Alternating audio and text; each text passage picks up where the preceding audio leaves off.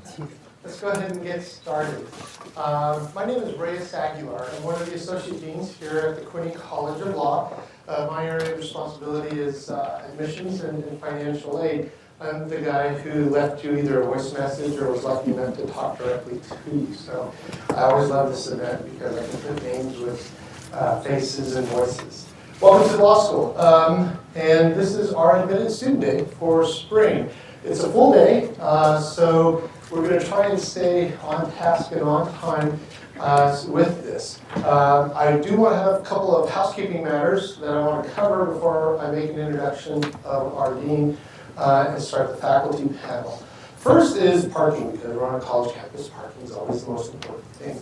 The lot has been, we call it, reserved for you in terms of there shouldn't be any parking tickets. If you end up with a parking ticket, look at it first. Sometimes they give you a warning. I don't know why. But if it's not a warning, please contact my office and we'll make sure it's taken care of. Secondly, it came to our attention that there was not a decaf choice on the coffee. We're not making judgments. But if you would like decaf, we've made arrangements with the coffee shop downstairs so that if you'd like a cup throughout the day, just head on down and we'll make sure it's covered. Just let them know you're with the admitted student. And then finally, I know some of you have other obligations today, whether it's with work or class, and that's fine. Feel free if you need to come and go to the event. We would just ask that, especially if you're in the class or if we're in a seating situation where you may be crossing in front of others as you need to leave, to just sit on the edges so we don't disturb many people as you need to go or leave the event. And then finally, we're videotaping today's events so that you can either go back to the admitted student page and review it, or for those who couldn't attend. So we will be repeating a lot of the questions that are going to be asked. It's not that we're a little weird. We're just wanting to make sure that the voice shows up on the mic, okay? Any questions as we get ready to get started? All right. I would like to briefly introduce our dean, Dean Robert Adler. With this introduction, I want to also extend a very appreciative thank you. He's on sabbatical till July 1st, I think. And in that time, we have both grown a beard, so I think we were surprised when we saw each other. But I think this is a very terrific reflection of his view of the importance of students and making sure that he made himself available to incoming students to ask questions of him as part of this faculty panel. He's the 11th dean of the law school. His areas of expertise are primarily in water law and Western water law issues. And with that, I just want to thank you for coming. Thank you. So, good morning. As Dean Aguilar says, I'm not really here. This is just a bit of an illusion. But I do want to join him in welcoming you to the S.J. Quinney College of Law. It's not an illusion that you've been admitted. I suppose I should clarify that. You really have been admitted to the College of Law. And I want to congratulate you on that. We've got very high admission standards. This year, we had a very significant increase in the number of applicants to the College of Law, much higher than the national average, which means that we had far more competition for every place. So you should congratulate yourselves. And I know that hard life choices are stressful, and you've got a hard decision to make, but you're in a much better position than many of your colleagues. Many of your colleagues would envy your position right now.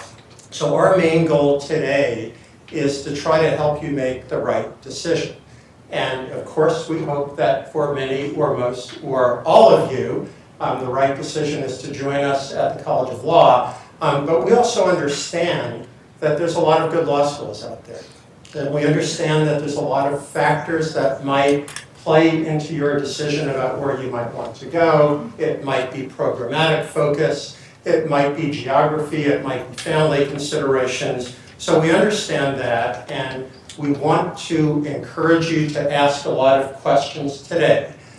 We spend an awful lot of time reviewing your applications. We checked you out quite well before we decided to admit you. So fair is fair.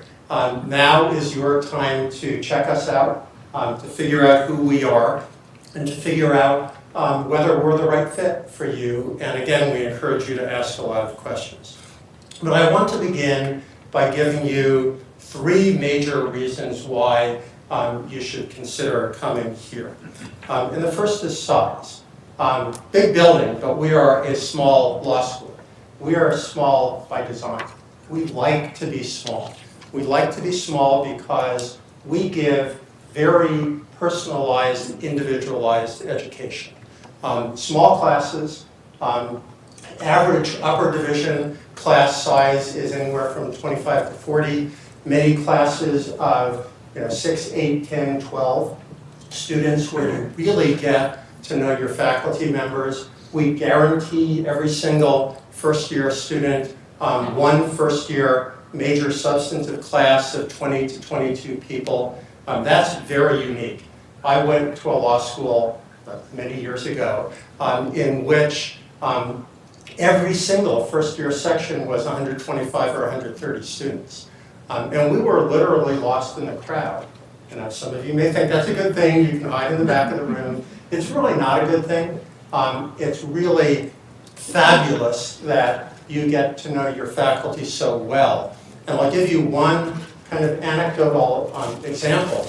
Last week we had our annual Stegner Center Symposium, and I attended the symposium even though I was on sabbatical because I loved it. And I spoke individually to about a dozen former students with whom I have kept in contact for the past some 25 years. One was a graduate from 1997 who was a speaker on the panel. He and I are good friends, close friends. We have that kind of personalized relationship with our students, not just when you're here in law school, but beyond and throughout your career. So that's reason number 1, is size. Reason number 2 is location. Need I say more for those of you who aren't from here and look out the windows? Best snow on earth, great trails right up there behind the hospital. I love to hike and run up on those trails, and you will too. But more important from a professional perspective, that's downtown Salt Lake City, right there. So we have, I think, one of the best balances in the country between being on campus, where you're part of a very vibrant campus community where a lot is going on. Some of you might be joint degree students. There's a lot of advantages of being on campus. Some law schools have moved downtown. And yet we are 10 minutes from downtown. By light rail, by car, by bike, you can walk downtown in a half hour, where there are employment opportunities, there are clinical opportunities, there's the court system, there's our pro bono program, and it's bi-directional. It means that our alumni and other practitioners in town are in the building all the time as adjunct faculty, coming to continuing legal education programs, coming to the law school programs. So the networking opportunities and your opportunities to get to know the bar, to be part of the legal community in Salt Lake City are astonishing. And Salt Lake City, of course, is the state capital, which means that it's the center of legal activity in Utah, and in many ways in the whole Intermountain West. We've got law firms downtown that range from very elite small firms to major national and international firms. We've got the headquarters of the federal and state court systems here in Salt Lake City. We've got the entire state agency bureaucracy, which gives you opportunities, and offices of some major federal agencies as well. The other aspect of location is our building, our spectacular new building. This is our 3rd year in the new building. You can see how beautiful it is, but it's also highly functional. Relative to our old building, we've got many more teaching and learning spaces. We've got tremendous student study spaces. You'll get an opportunity to walk around the building and see how nice it is. Very comfortable and diverse and plentiful places for you to hang out. Dedicated spaces for student activities, for the Law Journal, for our clinical programs and our pro bono programs. We've got a cafe, we've got a dedicated student lounge with exercise facilities and shower facilities, a bike storage room, and so forth. And we're also very proud of the sustainability of this building. It was the second LEED Platinum Law School building in the country. That's a measure of the sustainability of buildings, and it's why National Jurist ranked us second in the country as the second most sustainable law school. So that's reason number 2, is location. The third reason, and the most important reason, is quality. We remain among the leading law schools in the country. You're meeting a few of the faculty this morning, but I really want to encourage you to get on our website and look at our faculty profiles. You may want to look at all of them. You may want to look at faculty in those areas of law in which you're most interested. We have some of the leading experts on the most important issues facing our country today. You'll hear from 2 examples today, but it's really across the board. So our students really learn from some of the nation's leading experts in legal scholarship and legal issues, but we're not all about scholarship. We take our teaching very, very seriously. In the last few years, law school faculty have won university-wide teaching awards at an unprecedented rate. We've had 3 to 4 university teaching awards in the last 5 or 6 years, which is remarkable given that we're a small college in a huge university, and it's a real testament to how good our teaching is. Just a few examples of our focus on student education and student success. By an objective measure of the number of clinical opportunities per student, we are second only to Yale in the country. And our clinical opportunities are incredibly diverse, virtually any field of law you might want to practice in. And if we don't have something that interests you, we are quite happy to help you self-arrange a clinical opportunity in an area of interest to you. We're consistently rated by National Jurist as among the top 20 law schools in the country for practical training, rated 16th this year for practical training. But I want to be very clear about this. Some law schools, in my personal opinion, have erred on the side of moving entirely towards skills training, which I think turns law schools into trade schools, into technical schools. We're all about balance. We think that it's important to teach legal theory, legal doctrine, legal ethics, professionalism, and skills. We do them all. We do them all quite well. And just as an example, in my own personal teaching philosophy, in every single class I teach the legal theory of it, I teach the legal doctrine of it, all the basics, but I also blend in legal ethics, professionalism, skills, how you would practice in that area, and I think most of my colleagues do as well. So we view legal education as an integration of all those things. It's, this debate about skills versus substance, I think, is a very silly one and a vacuous one. Let me just give you a few examples of our achievements that bear out our success in training our students. In the past 5 or 6 years, our students have won over a dozen national competition awards, competing against every single law school in the country. We had the best briefs in the National Moot Court competition in New York. We had a Best Brief Award in the National Environmental Law Moot Court competition, in the National Energy Law Moot Court competition, in the National Constitutional Law Moot Court competition. Pretty astonishing for a relatively small law school. We were national champions in the American College of Bankruptcy Attorneys negotiation competition. Last year, we were second in the National Intellectual Property Moot Court competition, losing out to Penn Law School. This year, we were in the Final Four in the National Energy Law Moot Court competition. It is March. We were, of course, second, unfortunately, in the NIT basketball tournament last night, but we did actually have a professional basketball player who graduated last year. Is that right, Barbara? Last year? So the real proof The real proof is what I hear from practitioners and judges. I'll very frequently be talking to a judge who will say, last year I had a judge from Stanford and a judge from Columbia, and a clerk from Stanford and Columbia in Utah. And the Utah student was every bit or better trained as the other students, and they did better because they worked harder. I hear this all the time, that our training is on par with the very most elite law schools in the country. So those are a few reasons why I think you should come here.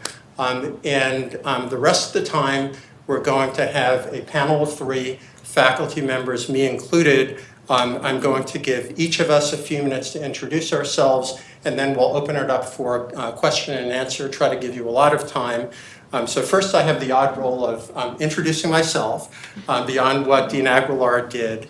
As he said, my specialties are in environmental law and water law and administrative law, natural resources law.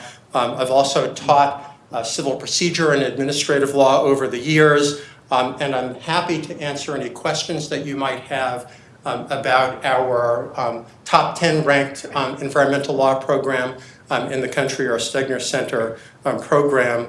I've been teaching here for, it's hard to believe, but almost a quarter of a century.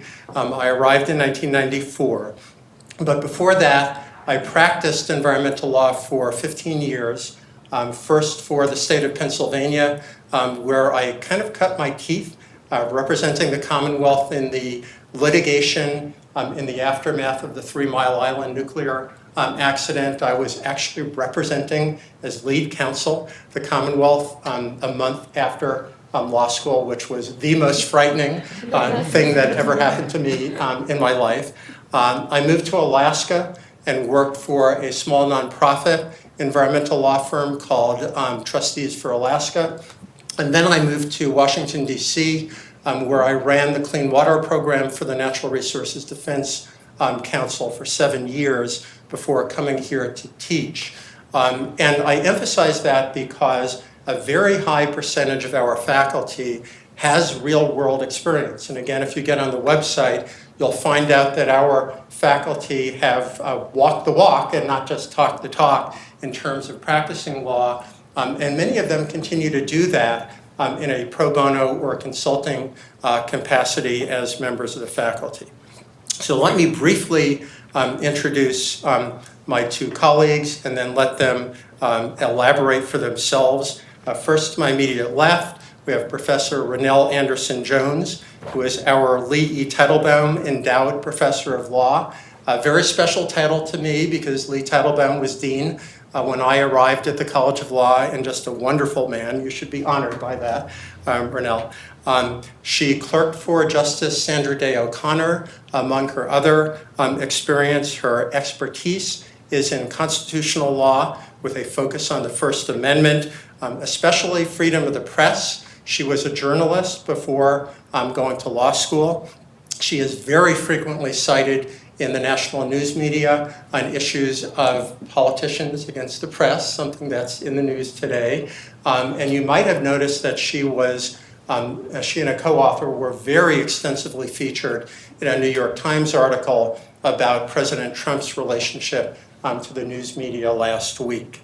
To her left is Professor Jeff Schwartz, who is our William H. Leary Professor of Law. And speaking of former deans, William H. Leary was the 2nd and longest serving dean at the College of Law, 35 years from 1915 to 1950.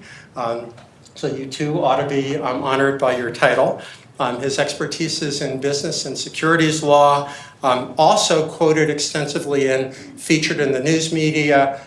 He was featured prominently in the Wall Street Journal. He's testified in Congress and before the Securities and Exchange Commission on cutting-edge issues in security law. So with that, I will ask Professor Jones to take it up first.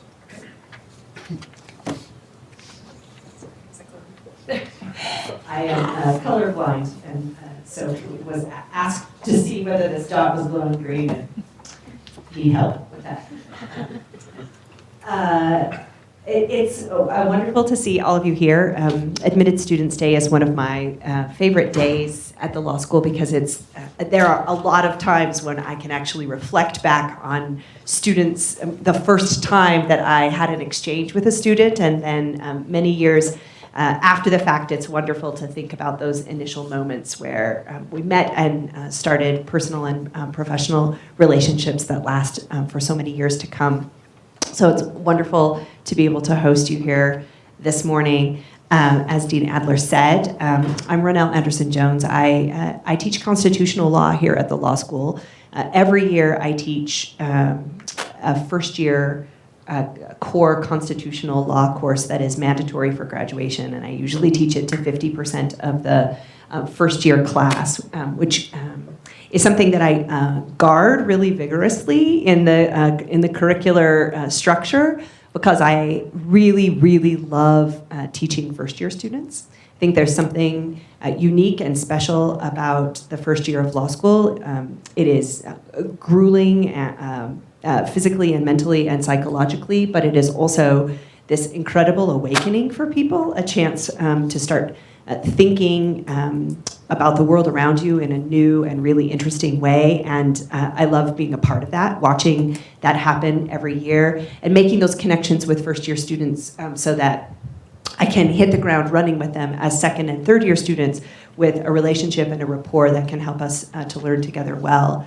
This is the third law school at which I've been employed, and so I have a pretty good sense of how law schools differ from place to place and from program to program.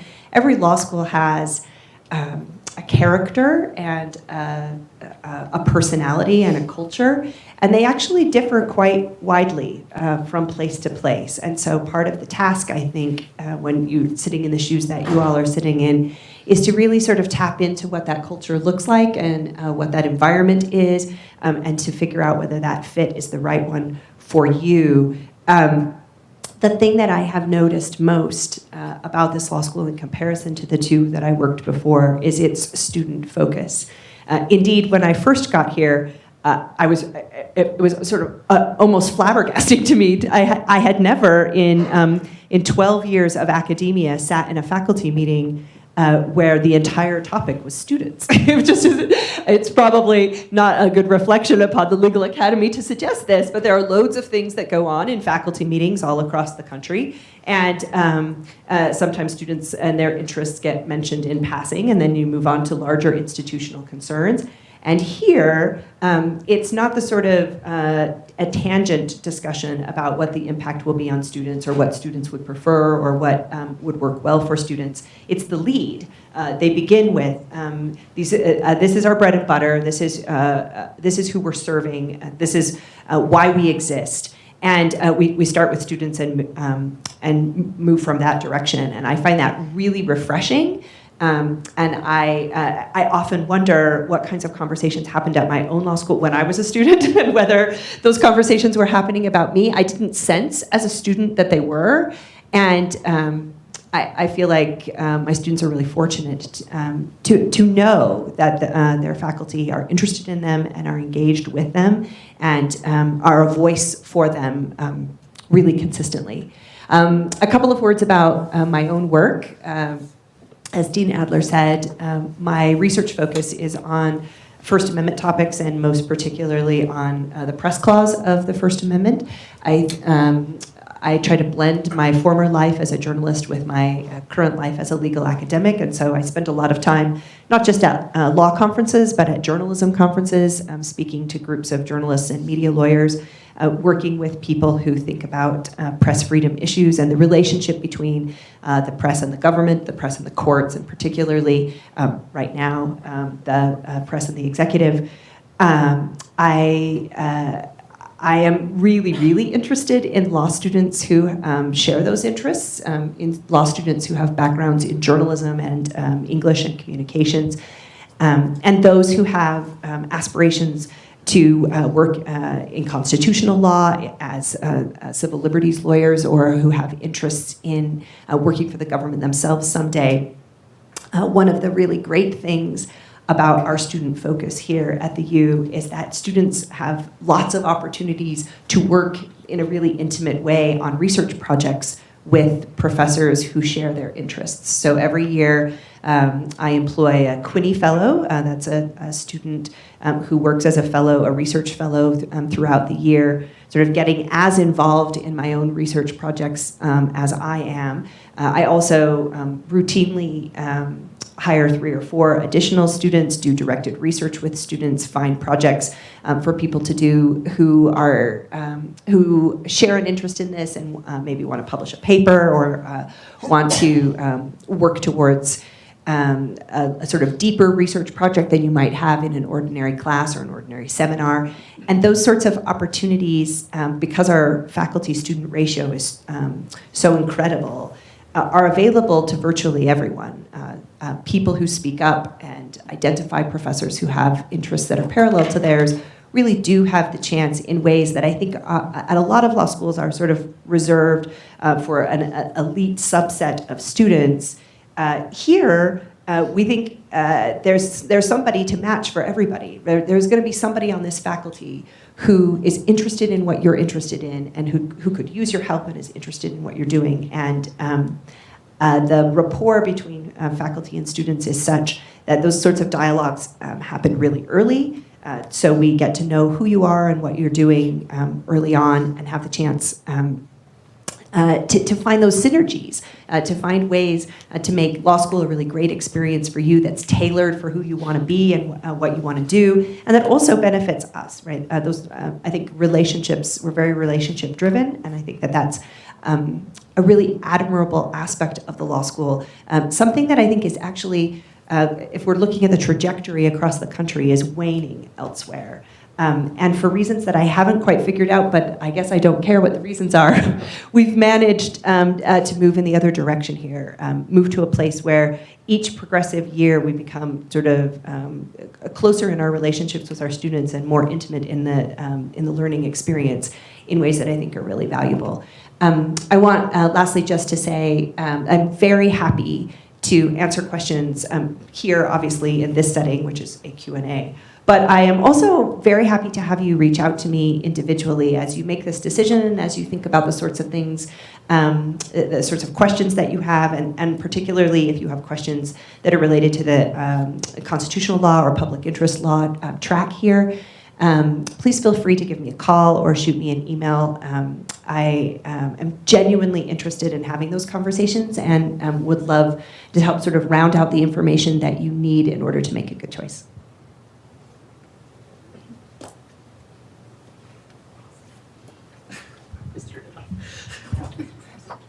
I don't know. Oh, this one. There you go. Hi, everyone. Thank you very much. We really totally have our act together. Slick intellectualism. And we're great with technology. Exactly. So yeah, thank you very much for coming today. I'm excited to see you all. I'm excited to be here, and I think I'll say this now because I think I'll forget if I don't do this now. I echo what Professor Jones said. I'm happy to answer any questions you have right now, or shoot me an email or call me later. I'm happy to answer questions offline as well. So as Dean Adler referred to, as he mentioned, I teach in the business law curriculum here at the law school, and we have a strong business law faculty here, of which I'm a part. So what that means is what I teach is I teach second and third years. I teach the business organizations class, which is kind of the core class for business law. It covers how corporations and other legal entities are formed and the rights of obligations of managers and shareholders. I also teach a slate of securities law classes. Securities laws cover these are the laws that govern the laws that companies need to comply with when they want to buy and sell securities. So very kind of technical corporate law matters. So I find that area very interesting. I'd be happy to talk to you all about it. And my scholarship also focuses in that area. So I mainly write about securities law. So I've written about hedge funds and mutual funds and IPO activity, and kind of the relationship between corporate law and securities law. And kind of just circling back to my teaching a little bit and going back to something that Professor Jones said, I've also taught at different law schools, and I think what stands out to me about this one, I was going to say sense of community, but I think student focus kind of expresses the same sentiment. That's what stands out to me here is the community, not only that I notice among students, it strikes me that the students get along really well, and it's not a super sense of competition, that everyone kind of helps each other out. And I also notice a sense of community between faculty and students, that this is a place that the faculty are very approachable, that we have small class sizes, which lends itself to that. So there just seems to be a good rapport between students and faculty. Maybe just to give you an example of my day yesterday. So I taught a securities law class in the morning, securities law for public companies, which covers the obligations of companies once they go public, their ongoing reporting requirements and all of that. I have 14 students in that class, so a small class size. After that, I went to lunch with another faculty member. So we have a good community among the faculty too. You can tell we kind of get along. And then after that, I had a student meeting with one of my, in the afternoon, I taught a securities law seminar class, which is a class that where we talk about the policy issues behind securities law. So before teaching that class, I had an hour-long meeting with one of my students where we discussed his paper. So I had that meeting, and then I taught the class for a couple hours. And one of my students from the earlier class came to that class because I mentioned what we were talking about, and he was just interested in participating. And after that, I played ping pong with a couple of the students. So I think, I think that gives you the ping pong table directly below this, a few floors down. So I think that gives you a sense of the kind of community that we have here at the law school that I think sets it apart. So that's teaching and scholarship, and just a little bit about my background. I'm actually from California. I went to UCLA undergrad and then Berkeley Law School. And then I practiced in Los Angeles for 5 years. I was at a big law firm in LA where I did transactional work. So that might be a mystery to many of you. But unbeknownst to a lot of lawyers, there's two types of law. There's litigation and there's corporate transactional work. Corporate transactional work is where you do deals, you negotiate different types of contracts. I negotiate contracts for mergers and acquisitions. I also did securities law work. So I was at the law firm for a few years, and then I went in-house. And when I was in-house, I went to Universal Music Group.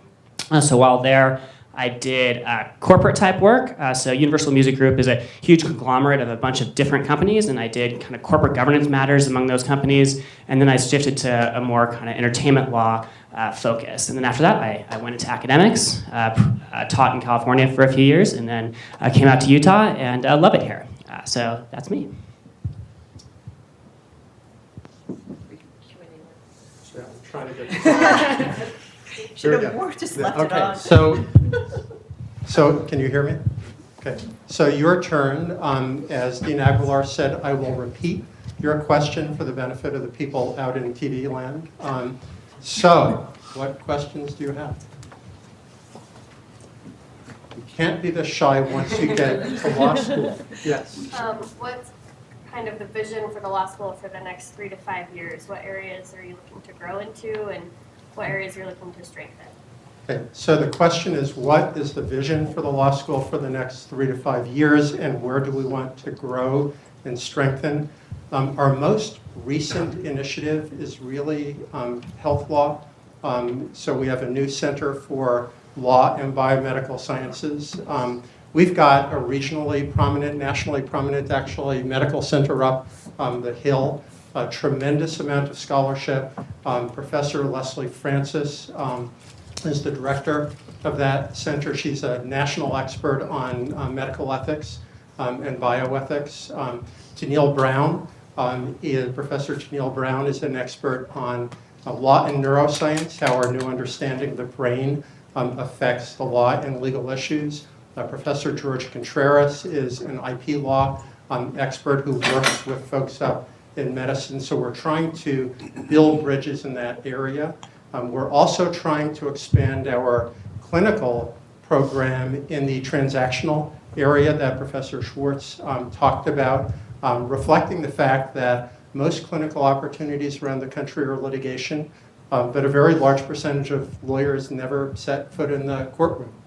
And we want to make sure that our students have the opportunities to learn that type of practice as well. The one thing, it doesn't really answer doesn't directly answer the question, but one thing I meant to say that relates to what you said is the transactional opportunities here.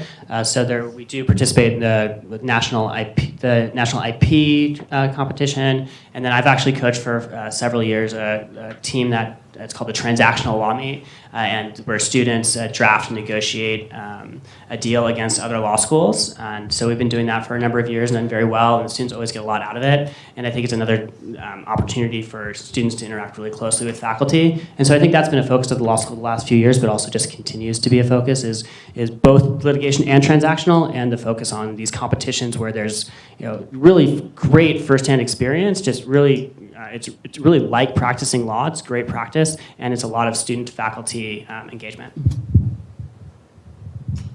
Other questions? We've got 24 minutes to go, so unless you want us to get up and dance. I could talk about securities law. Would not want.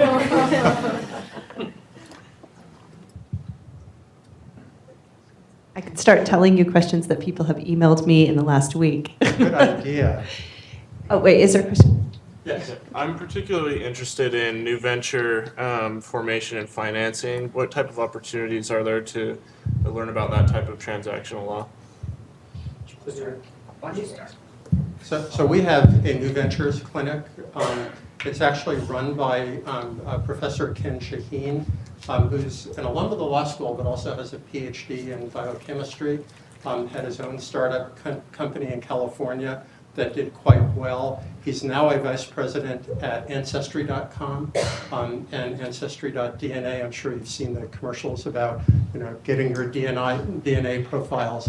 So he's really prominent in the field of innovation and startups, and he works with our students, both with people on campus who have innovation and startup opportunities, and with corporations around the valley. The University of Utah is actually a brilliant place for this to be happening. A little known fact is that the U surpassed MIT in the number of patents issued last year. And we've been in the top 5 for the last 5, 6, 7 years. We're also in the top 3 for the number of startup companies that come out of research and innovation at the University of Utah. So if you're interested in that field, it's like a laboratory right at your doorsteps.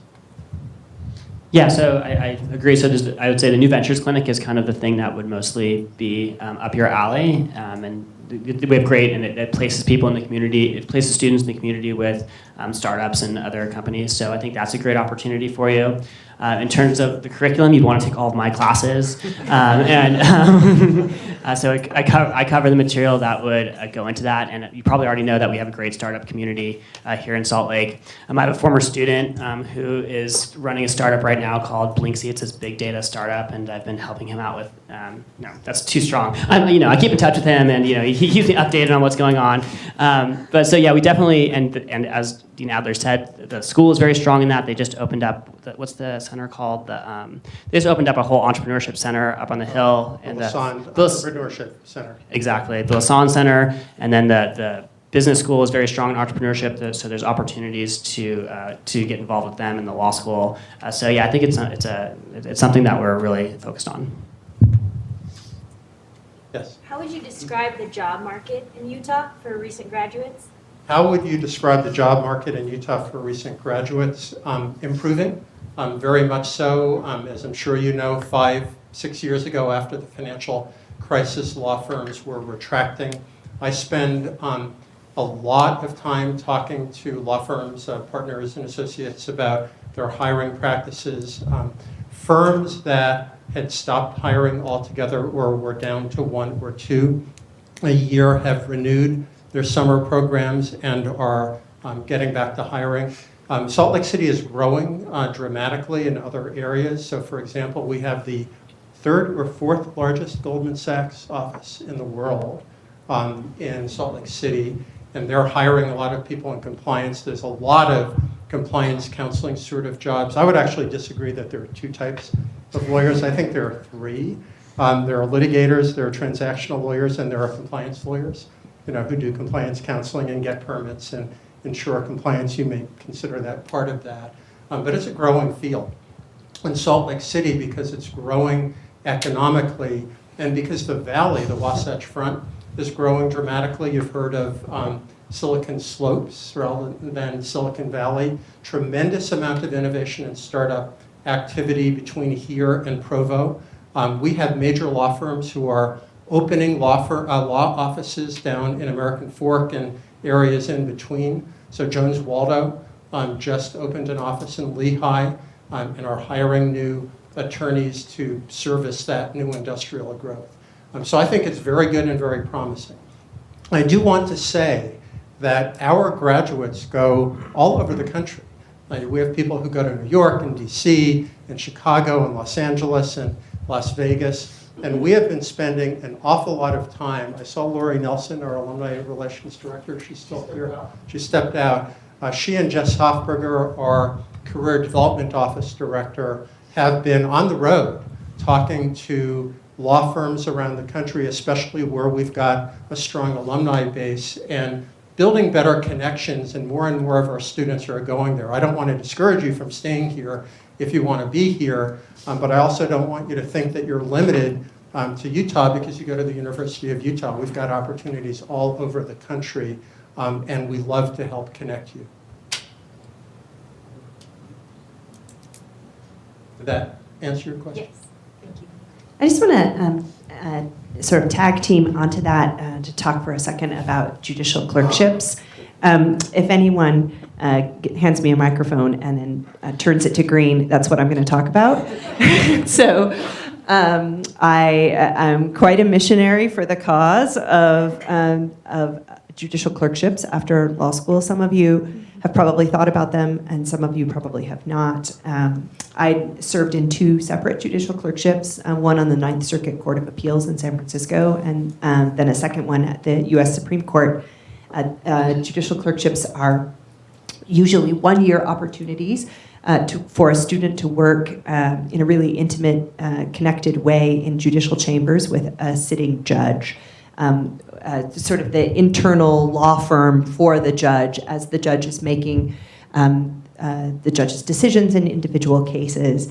It is an incredibly valuable opportunity and a springboard to so many other opportunities down the line. It's the chance to get exposed to a lot of legal doctrine, to learn at the feet of some incredible judicial minds, and also to have the chance to make really important connections that can serve you really well in the remainder of your career.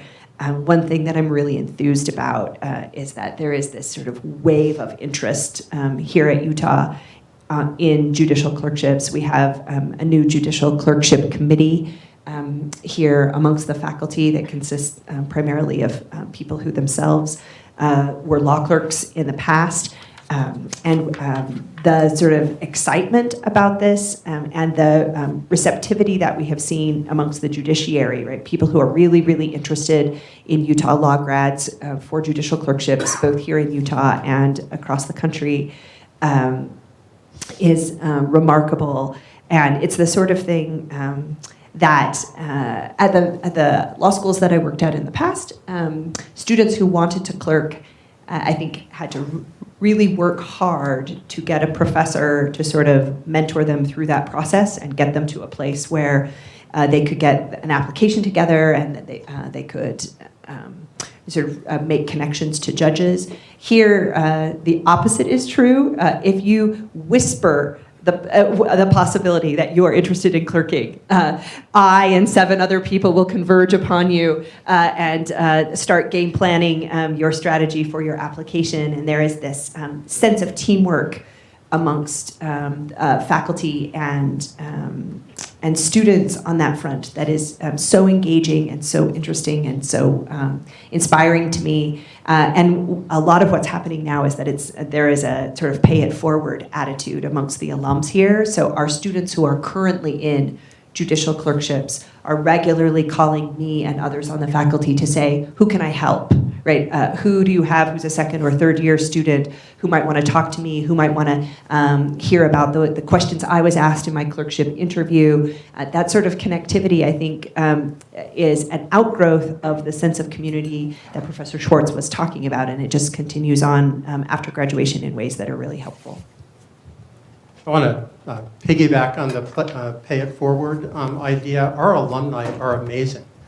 Just one example, we have an alum in Los Angeles, Kerry Jones, who opened the Snell and Wilmer office for them there. He hosted a reception for our students during the holiday break from the Southern California area to network them with law firms around the area.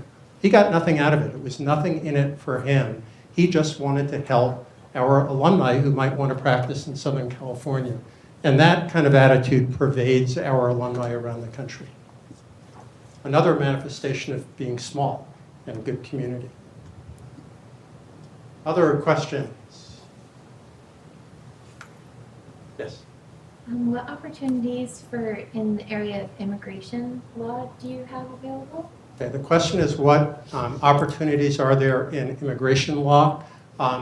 I'll be honest, we don't have a huge program in immigration law. However, we do have some very prominent alumni in town who teach immigration law here as alums. We have a student immigration law society, which does programming to bring in practitioners from around the country. We've got clinical opportunities in immigration law. So I probably understated, but I don't want to overstate either. We don't have a center in it, but we've got a curriculum, we've got clinical opportunities. As you might imagine, because Salt Lake City is kind of a bastion of refugee communities and immigrant communities, there's a lot of immigration law that goes on. One of our alums just won a very prominent 10th Circuit case on behalf of an immigrant who was unfairly prosecuted. So there's a lot going on, and we can connect you with that.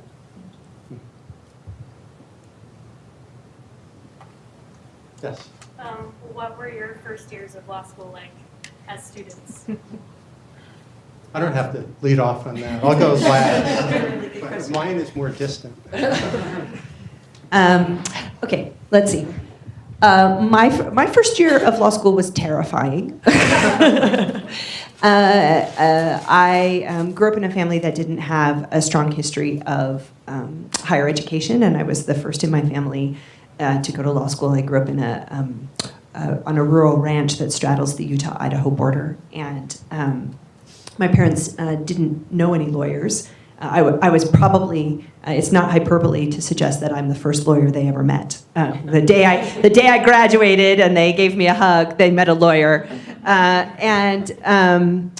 And I had, I think, the erroneous sense that all of my law school classmates were 10th generation lawyers, right? And so I had anxieties. I think one thing that I have learned as a law professor and that I try to convey in individual meetings with students and also in things that I say in class is that everyone is doing their best to convey confidence, but also everyone is privately feeling the most insecure that they have felt in the entirety of their lives. And this is because we pluck the best and the brightest from undergraduate programs and from other careers, and we bring together people who have consistently been excellent. And on the one hand, that is amazing, right? That's the most amazing experience of your life. It's like if you think back on all of the group projects that you ever did in your life and where you were the only person who sort of was responsible and bringing something to the table. And this is like your dream group project, right? All the people are contributing and everyone's smart and everyone's capable and everyone's eager and engaged. And that's a very new feeling for a lot of people who have been standouts in the past.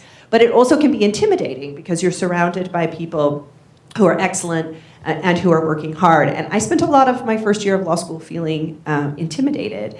And I think legal education in general has actually shifted in the last decade to be a place that doesn't have to be as aggressive and nasty and sort of cutthroat competitive. At this law school in particular, in comparison to the two where I worked in the past, the sense of collaboration and the sense of collegiality and the sense of sort of we are all headed to the same finish line, and it benefits for you, do not disadvantage me, is definitely the sort of permeating attitude here. The other thing that I found really interesting about my first year of law school is that I knew that I would be learning things, and I knew that I would be that my understanding of the law would ideally be improving over the course of my first year of law school. But what I didn't realize is that learning the law is this key to sort of unlocking so much else about the world around you. I felt like I got to sort of pull back the curtain and understand so much that I didn't understand before about things that I didn't even think of as being legal. I had this moment midway through my first year of law school where I was driving to campus and listening to the radio, to some NPR news broadcast, and there's these sort of snippets of 30-second stories of the opening sort of news, and I just had this aha moment where I realized I understood everything that was being said, and that, right, all the sort of nuances about, I know what the S&P 500 is all of a sudden. You're welcome. Yes, that's right. He'll be the one who tells you, but there were just there is this sense of empowerment about gaining a legal education. A legal education is in some respects a degree in leadership, right? You're just sort of learning to be on the forefront of society. And one of the things that I think we do a remarkable job of at this law school is sort of giving people a sense of the privilege and promise that accompanies that, right? The obligation that you have when you become a member of a noble profession to contribute to those around you, to realize how frightening it is to be a person who doesn't know some of those nuances about how our community works and about how our government operates and about what our constitutional rights are.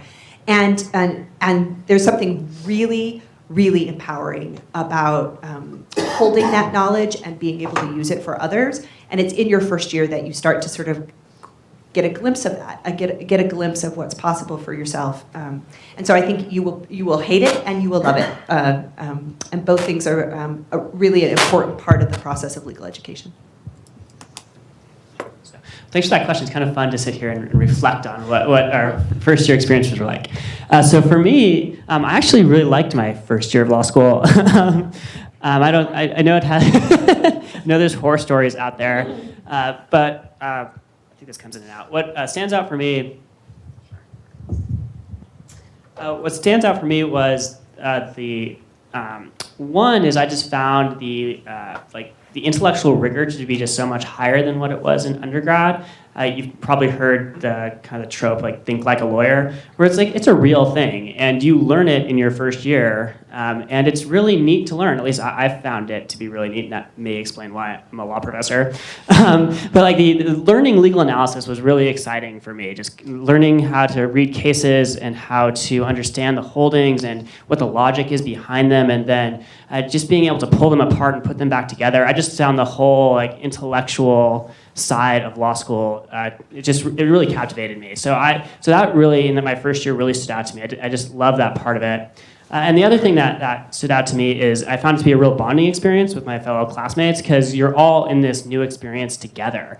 So there was just this group of us going through all the same classes together, and we're all learning this stuff together, all learning this new way of thinking together. These subjects like property, which you have really no exposure to until you get to law school, and it's totally like a foreign language. You're all going through this together. So I just remember it to be this really real bonding experience. And then I remember after my first year of law school, I was like, oh, well, it's like, that was hard. But it's like, it's kind of sad that's over, because you're moving on to something else. You've gone through this new experience. So I don't think that, I know the first year of law school, it's hard. Growing is hard, doing new things is hard, but it's also really rewarding, and you just kind of just embrace the learning process, and I think it could be a really good experience. So I am tempted to say I don't even remember my first year of law school, but that's not quite true. I'll come in somewhere in between. I wasn't terrified. I wouldn't say I loved it, but it was a jarringly different experience from what I had as an undergraduate. Now, I was a science major. I was a natural sciences and ecology major. So I sat in lectures and learned chemistry and physics and biology. and a lot of information. And of course, science is a pursuit for knowledge. There's no presumptive right or wrong. You have to kind of, evolve that knowledge over time. But the law is very different. And this is perhaps the most difficult and important lesson, I think, for first-year law students, and that is there's no right answer. There's some objective, what the black letter law says or doesn't say, but when you actually apply the law to all the important issues of our society, there are a lot of different opinions, and there's a lot of different ways to analyze it, and that's what separates good lawyers from mediocre or bad lawyers, lawyers who understand that there are multiple perspectives. So I'll use that to also highlight something that we value here at the College of Law, and that is diversity writ large. And I mean diversity, not just in where you came from and what your background is and what your gender is and what your racial and ethnic background is, but how you think. We try to get people from all sorts of different disciplines. We have many people with advanced degrees because they bring something to the table in that discourse. And I've seen many first-year law students who are like, just tell me the answer. And when they say that, they're not quite getting it. And they have to hear this discussion from so many different people. And as Professor Schwartz said, that's tremendously intellectually engaging and enriching once you flip that switch and once you get that understanding. The second thing that stands out about my first year of law school, which I did not realize until many years later, was that we had one legal writing course. I went to Georgetown. I told you it was really big. It was a 1-credit course. It was taught by a second-year law student. And I thought at the time, this is kind of odd. Kind of the semi-blind leading the blind. Am I really learning how to write as a lawyer? And the answer was no. I did not learn to write as a lawyer until I got into practice, and it took me many years of doing so. Here, we have 6 credits of legal methods in the first year, in which we teach legal thinking and analysis and writing and client counseling skills. We start at the very beginning, and then we have a number of highly specialized legal writing courses where you actually draft legal documents, and again, not just litigation documents, but real estate documents and corporate documents and estate planning documents, so that when our students graduate, they actually really know how to write like lawyers as well as how to think like lawyers. So that stands out. So we have, I think, time for one more fairly quick question. Yes, in the back. So following up with first year of law school, what's it like to graduate from law school? What is it like to graduate from law school?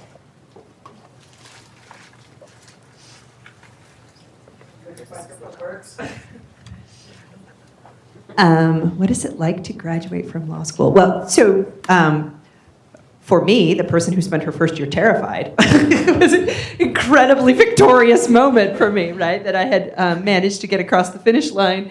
And I also think at the end of 3 years, what you've really gained is a sense of purpose, and ideally what you have gained is a commitment to professionalism, right? I mean, there's something very different about preparing for a career in many other areas from preparing for a profession.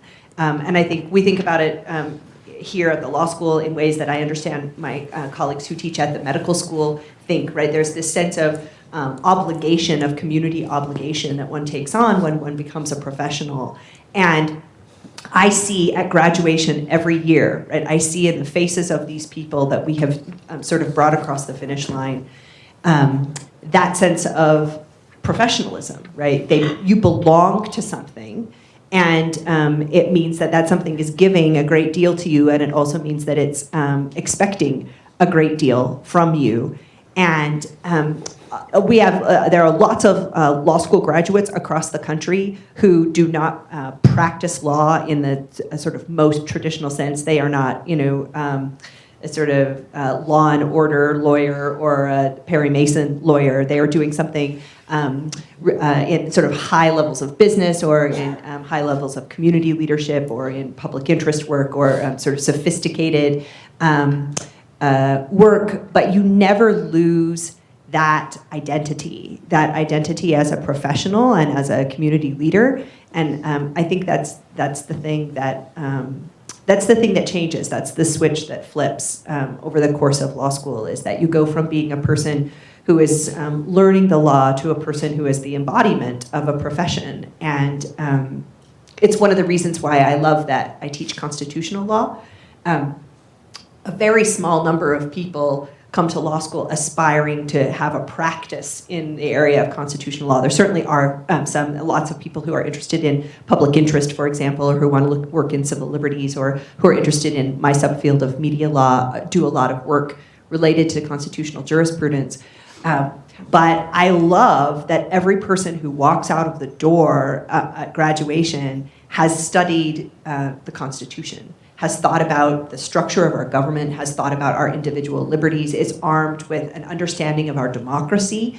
And I think particularly as a flagship state institution, we have a real obligation to sort of take seriously the populating of the world around us with people who understand the powers and limitations of our government and can speak to them in really important ways. And you will find yourself becoming that person, the person who can speak at cocktail parties about what's actually going on in the news and what our government is doing and what it's permitted to do. And I think it gives you a real sense of community, and it also gives you a real sense of power.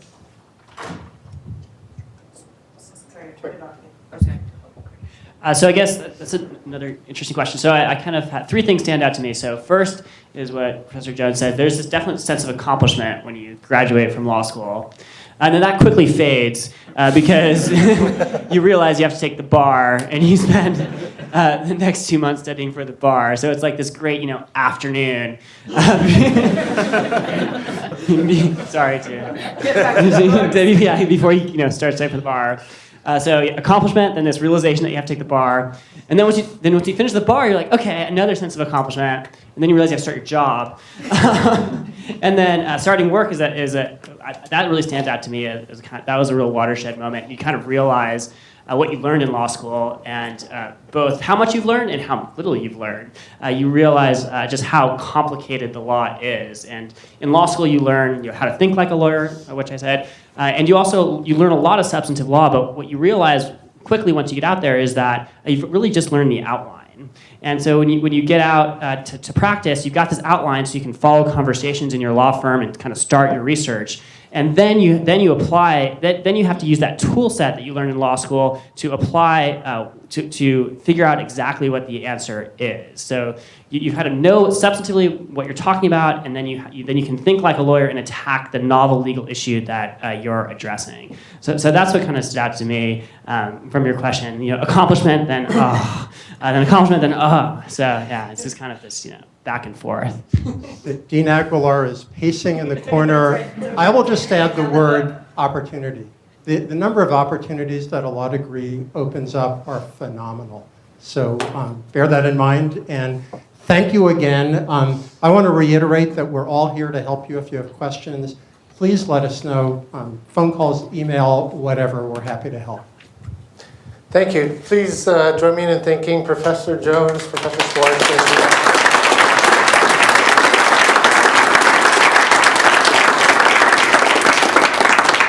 So we have now about a 7-minute break. I do want to bring to your attention in the journal books that you were handed is an agenda for the day. So that'll help you with kind of tracking where we are going. So at 9:40, we will meet in the moot courtroom, which is down this hall. Turn south or turn right, and the signs are there. For those who need a restroom break, as you go down the hall, behind the Welcome to S.J. Quinney sign is where the bathroom suite is for men and women.